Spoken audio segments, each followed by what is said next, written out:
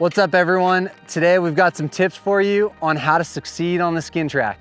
So if you're just getting into ski touring, you would think walking up the mountain with your skis or split board is gonna be natural, but there's a lot of things that are counterintuitive. So we're gonna give you some tips to help you succeed out there.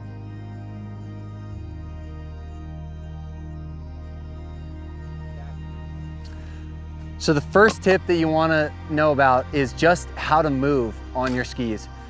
Most people's natural tendency is to walk, like whether you were snowshoeing or in your sneakers, but by actually lifting your skis and your feet every time, you're gonna wear out your hip flexors quicker.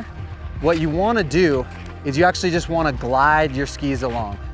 So there is, that heel does lift, but think of just gliding those skis along. You're not lifting the weight of your whole setup every single step that you take. So the first problem that everybody's gonna run into, and don't worry, I did it too when I was still learning, is that your natural tendency when you start touring, whether you're on skis or split board, is that when you get into trouble or you get onto something steep, you're gonna wanna lean forward. That's what feels natural. It feels like you kinda gotta like grip onto the mountain for dear life, but it's actually counterintuitive. When you put that weight forward like that or walk on your tippy toes, the way that you press your skis, you get less traction. So to maximize the traction that you're getting out of your skins, you actually wanna keep your hips forward and your chest up as much as you can. So you wanna walk with that chest up. You don't wanna walk like this.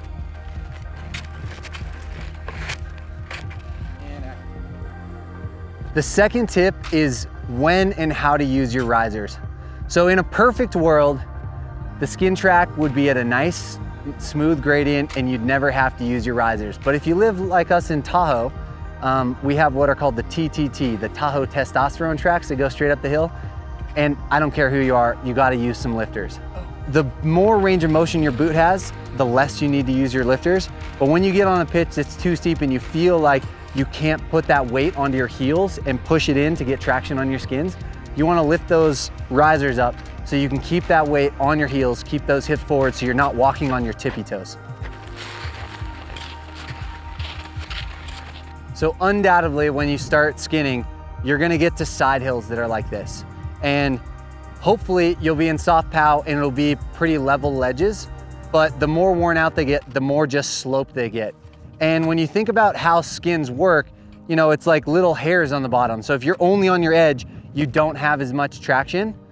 So one thing is never be afraid to set your own track. If this is really slippery and you're sliding out and slipping back, don't be afraid to step up to where the poles are and just start a new track.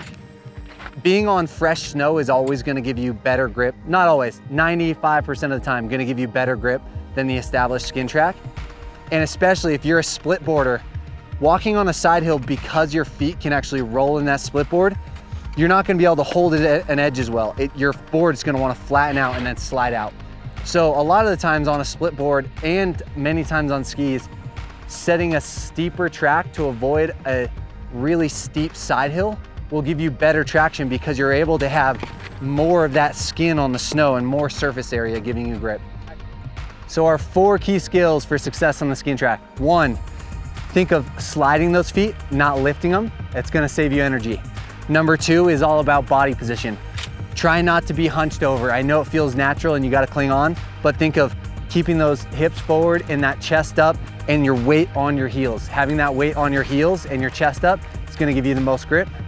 Number 3 is when to use your lifters, and just if you need them so you can keep your weight on your heels, use them, but having your lifters down is gonna give you a longer strides, more efficient. Number 4 is approaching side hills. If you're on a split board, a lot of the times going for a steeper pitch and being able to keep your skis flat so more of your skins are on is gonna give you more grip.